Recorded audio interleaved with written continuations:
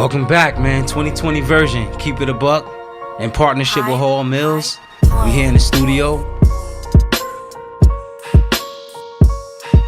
A lot of these offers don't be that real, so it's not committable. That feel like when everybody's getting their turn and it's not yours. What they call you? The Godfather of New Jersey. You Powerful, man. I ain't gonna brag, but that's what they said. I ain't say that. Welcome back, man. 2020 version. Keep it a buck. In partnership with Hall Mills. We here in the studio. Got our good boy Jahsim Brooks with us. Sure. We done recruited Team Do It, Savon Huggins, to come get down with us and help bring a different point of view out here. What's going on? So, Jahsim, man, you popped up on us on a surprise. You know, we knew you out in Newark. I threw you the invite, like, yo, just come through if you can. I'm glad you came. Sure. Because I wanted to ask you some questions. And I felt like you was a good person to get here and ask questions because you've experienced every aspect of this Big North roller coaster. Mm-hmm. From coming out of 8th grade as one of the most prized recruits in North Jersey. You was actually joined with a group of kids that NJ.com had labeled the best freshman class in Big North history. Sure. I joked with you outside about that. I beg to differ with that, but you guys had that appraised. So for each individual, y'all all had let's say y'all all had high expectations on bringing Paramus Catholic back to the glory days. We look around now and all of you are all over the place doing your own thing. I'd just like to start by asking you, man, like, what was it like going from middle school to 9th grade and getting thrown right in the fire? Well, for middle school, Brick City days, like, it was just fun. I was playing football for fun. But going into 9th grade, it was just like more of a business. You know, I had to take that on that approach. Like, there's another down of football. You got to play for your brothers. You got to gel together, play together. So it was more of a business. I mean, that was just the big of a jump. So, more of a business. Savon, like, I mean, I know you got extensive football knowledge. You played it on all levels at the highest level. 5-star recruit or whatever. You now, running back coach at St. Peter's Prep. You have, the whole Do It platform in which you speak on iTunes, Facebook, like you name it, you do it all. And you always giving these kids jewels. But not only that, you train them, you know. And you worked with Jahsim. Mm-hmm. And what was it like? What did you notice about working with him? When I got a chance to work with you at Weekday Park, man, I noticed immediately you got the it factor. And what I mean by that is, every time after a drill, you just ask me what was next. Like, what I gotta do next? What I gotta do next? And I'm like, well, relax. We got this. It's a process. And you just was really willing to do literally whatever it take. You put it on the line. Every single time you did something wrong, you went right back to it and you did it without even me asking. Sure. I think that is a testament to how you were raised and your work ethic. Because a lot of times, when somebody messes up something, they just, they kind of meander and move on, but you instantly go back to the beginning of the drill and do it again. So for me, I just seen right there and knowing you in that short time that, you got the tools to be successful. And that's what it starts with is that right there, because you can't teach that. Sure. I can tell you to go back and do it again and over again, but the fact that you were willing to hold yourself accountable to be like, nah, that rep didn't feel right. So for me, that's when, I was very, very pleased. And, I was looking forward to his future. Unfortunately, not against us. But, I was going to get into that next. What was the chances of you ending up at St. Peter's Prep? We're not going to go into it a lot, but, I mean, like, it was a high possibility. It was just my sister's at Paramus. So going from Jersey City to Paramus, that would have been like a big you feel me, inconvenience for my parents. So they were just like, all right, Montville's right there. PC is right there, so it's just like a 15-minute difference. So I might as well just take that trip instead of going all the way to Jersey City. So what was it like transferring from Paramus Catholic? And for those of you who don't know about Paramus Catholic, like, you go on Paramus Catholic, and it's a young man's dream school. It's co-ed. The spirit is really high, whether you're winning or losing. Mm-hmm. Actually, that's your roots. You form bonds with them guys and everything, and then before you know it, you get dropped in an all boys school with people you didn't bond with, that you went up against. Like, I seen a picture, 6-on-6. Jahsim Brooks running the ball, meeting head on head with Frankie, with Frankie Monty, number 6, and now 2 weeks later, if that, y'all teammates. What was it like? How was you received? What was it like going into all boys school, and what's that like? Like, what's the difference in being an all boys and a co-ed school? All right, well, first and foremost, like PC, it was a great experience, a great ride. I had a selected few like good coaches, and I was able to gel together with a lot of players. But the jump from PC to Jules, it was a jump that I liked because I'm around a group of guys, who are all fighting for the same goal, who all wants to compete, get better. So, and I like surrounding myself by people like that. So it was a more positive jump than anything. So I like that. So they embraced you as soon as you came. What was that like? So what's it like being in school and seeing all guys now? Like we keep it 100 here. It's keep it a buck. So what's that like? It's just like whatever. Like you just with your guys. You just chilling, going throughout the day. Like I feel like I'm more focused. There's no females there. You feel me? I'm not like. I'm not trying to kick it with the girls after school and anything like that. So I'm just like, I know the hall, the hallway, the football player hallway in Paramus Catholic. Yes, no more of that. Nah. Right. Oh man. So yeah, that was also. Oh, so now you're there. So Dorian left before you left, right? Yeah. Okay. So what was it like walking in the building and reunited with your old quarterback? I was. And hold on, your old quarterback and Big Dog. Yeah. Me and Big Dog, man, that's just my guy, man. From youth, it was always like, yo, it's just go time. Like that been my guy. Like, it's all like go, yo. Like we always got to go for the next rep. We got to compete. Like we got to get better every single down. Like we just got to get better. And going with Dorian, that's just my boy too. You feel me? Like me and him on the field, like we just got to make magic happen. So you feel me? Like with me and him on the field, just do what we got to do. So. So Savon mentioned your work ethic, the next rep. All of that. Where'd you get that from? Like my parents. It was just like, man, I never seen them down before. Like I never seen them like, like tuition is hard. You feel me? I'm gonna keep it a buck. Like I never seen them like, oh, I don't have the money for this tuition, so I'm not gonna pay it. We're gonna be backed up on a tuition. Now it was always like, I'm gonna work for the tuition. I'm gonna pay your tuition, and you're gonna still be at that school. So I'm like. I just look at my parents and I'm just like they put in, like they sacrificing all this for me, so why not just do the same for them, you feel me? Like I just want to pay my mom and my dad back at the end. Like I promised them that they may have to pay for high school, but they won't pay for college, and I'm sticking to that. So and we gotta shed light on that because that right there, the fact that you saying that, man, what are you, 17 right now? Yes, sir. 17 years old, and you grasp that concept and you appreciate that, and your journey, has been a bumpy road, but the fact that the way you articulate and how you carry yourself, that's going to define how you are and how you're going to handle everything moving forward. And your future is bright because, everybody wants to see immediately what you do when you have respond to some adversity. Yes, sir. Because, you can do one or two things. You can, you can feel sorry for yourself. You can pout about it. And or you can, find the best solution to move forward. And it seems like you really, have that mentality, man. And back from when we trained in the summertime, like you really, really, you're going to be all right, man. Yes, sir. I'm looking forward to, your future and what's it to hold, because that right there is what we want everybody to know on this podcast and people to see as a young man, with a journey and your story is not over, but how you respond to those things is important. And, everybody's story isn't like yours, but you are not allowing that to affect how you gonna move forward. Yes, sir. Man. So I applaud you and I applaud your parents, man, for allowing you to take control of that, and you own that and you move on with it, man. So, I'm excited for your future, man. Thank you. Absolutely. Thank you. I think you're gonna go a long way, and not because of the athlete you are, but because of the person you are. Sure. Speaking to your athleticism, I linked you and Savon together, and I hung up the phone, and that's that. It's time to move on. And after y'all worked out, this guy called me up like, yo, kid is a beast. Right. No, for real. Like, he was like, yo, I'm impressed. I love Joe's. Yes, sir.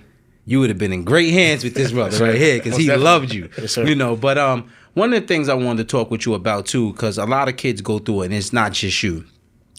What was it like waiting your turn? When I say waiting your turn, like you know, you got pulled up in ninth grade, so you had some varsity minutes, and then at that point, everything's supposed to be glory. The offers are supposed to come in, the newspaper artists supposed to walk in, roll in. You're supposed to continue on the path you was on to being one of the top players in New Jersey, and then to see like you was stalled out. It was kind of like there was like a ceiling put over you, and you're watching your peers. Some of them you're just as good as, some of them you're better than, some of them might be just a little better than you, but in your mind as an athlete, no one's better than you. So you're watching the offers come in, you're looking around.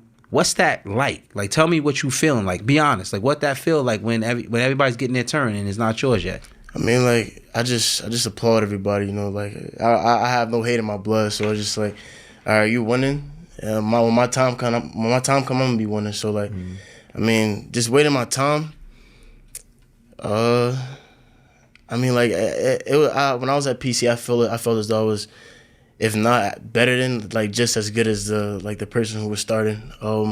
I feel as though, like, I could have contributed a lot, to the PC offense, but, you know what I mean? God has reasons for everything, you feel me? So if that wasn't my time there, I'm going to make sure my time at Joe's is spent well. So I feel like, how did you handle the pressure as a player, knowing that your peers are around you, are having success? Because, you know, the big thing as a coach is the parents want to know why, right? They want to know why, or is it you as a coach or so-and-so? You know, like, how'd you handle and manage that? Because, I mean, that probably was really tough to go back home and to be in that. Like, you can't get away from that. Like, you probably deal with it in school, at practice, and then you go home and your parents, like, how'd you handle that, you know, battling through all of that and having to explain to your parents, because, you know, your parents, they all want to know a reason why. You know, they want answers. So how'd you manage that as a player and through all of that?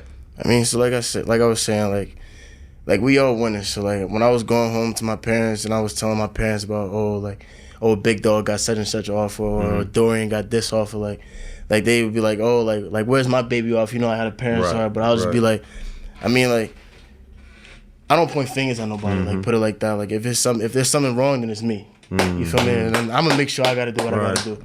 You know what I'm saying? So I wasn't offered until my junior year at Jules, you feel me? So I feel like that was like another stepping stone for me, like another stepping stone in my life. Like, I could build off of that, you know, get more offers. So I mean, like, that's why I wake up 5 o'clock in the morning, work out, do what I gotta do. You feel me? Because when you grow up, my dad always told me, like, a man don't point fingers at nobody. You know what I'm saying? So you your own man, you your own, you know, your own competition. So you feel me? Compete with yourself, get better with yourself. So So one of the things that I think is, like, very interesting, and I'm glad you said about being accountable, because that's one thing I believe in all the time. It always starts and ends with you. Even if someone does wrong to you, there's always a part you played, you know. And a lot of people don't want to point a finger at themselves. And I know Savon is falling in love with you right now, because he calls me sometimes and he vents. These kids today, they different, you know, blah, blah, blah. But one of the things that I wanted to talk to you about is, like, did you start to feel like, damn, am I cursed? So you go to Paramus Catholic and you go to Being a Living Era, and then you get Sabella. Sabella's there, and then Sabella leaves, and you get Whitehead. Then you go to Joe's, you go for Augie, and then Augie leaves. What are you feeling at this point? I mean, like, having on college. No, for real, no. Take heed. No, Savon, I'm sorry. Keep your thought, but tell him what that means. No, because Savon, do you know Savon was a 5-star running back? 5-star. He was Jabril before Jabril.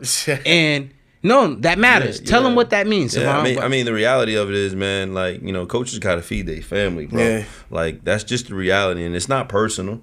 And you know, to be honest with you, you probably are more prepared for the next level, experience that in high school than you do when you get there, because a lot of, you know, players get emotionally attached to the coach and not the university.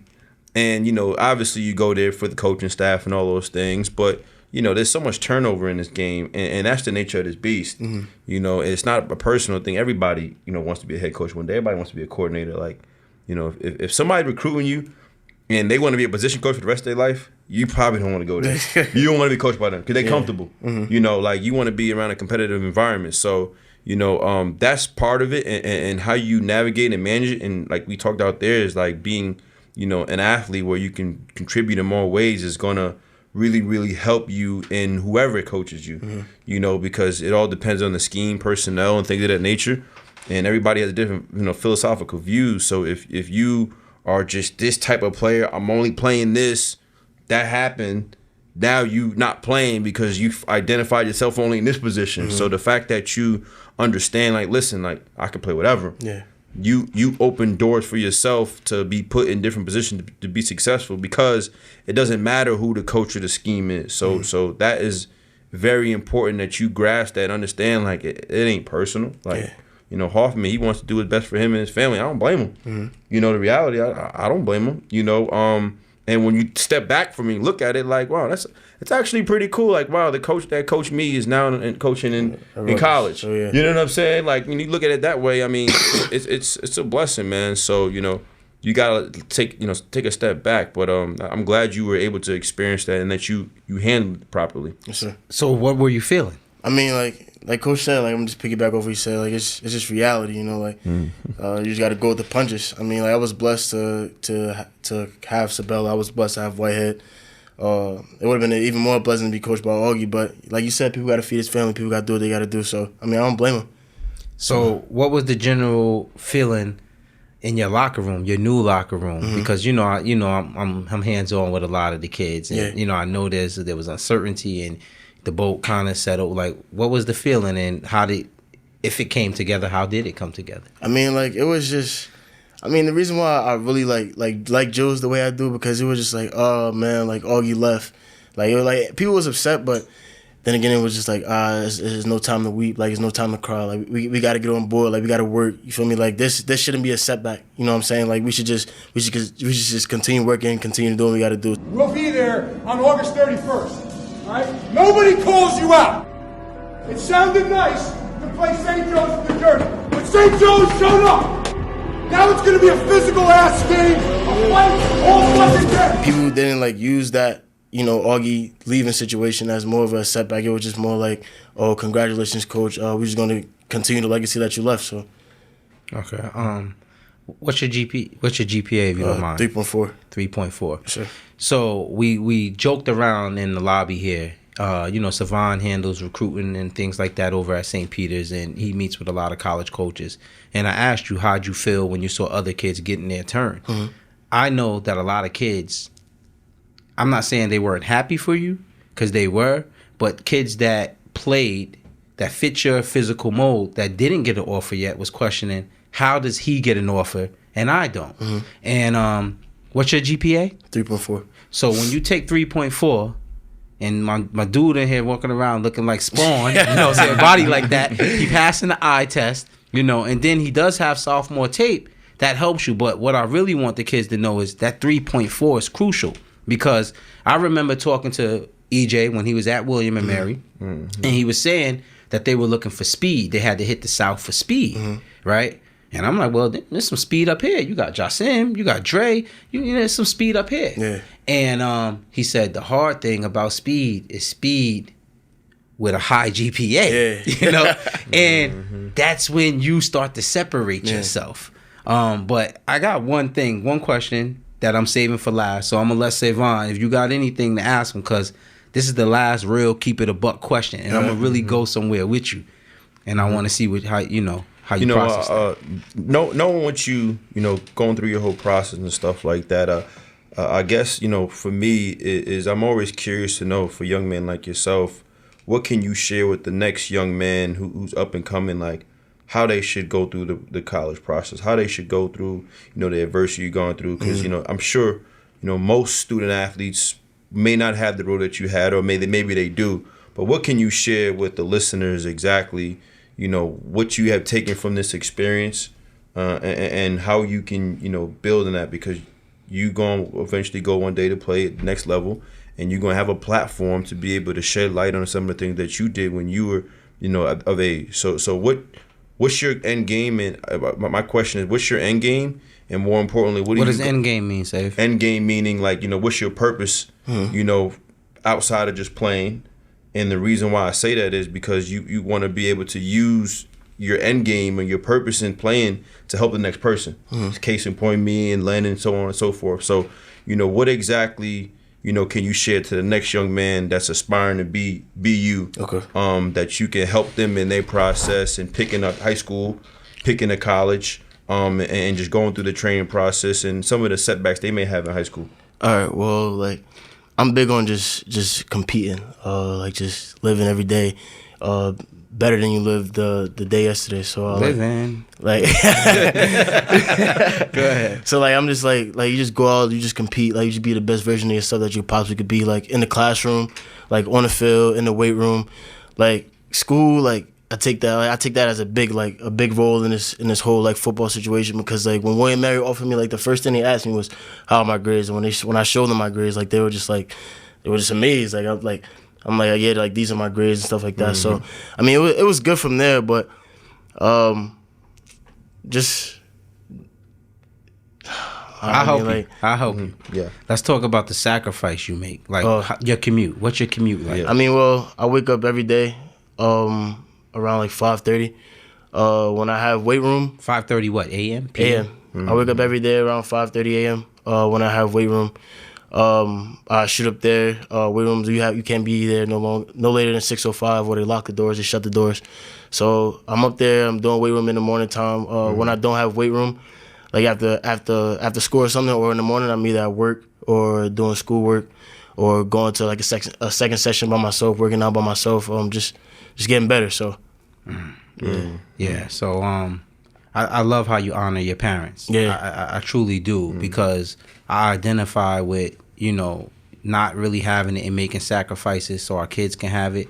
And the best thing you can do to honor your parents' sacrifice is to give them everything you got. Sure.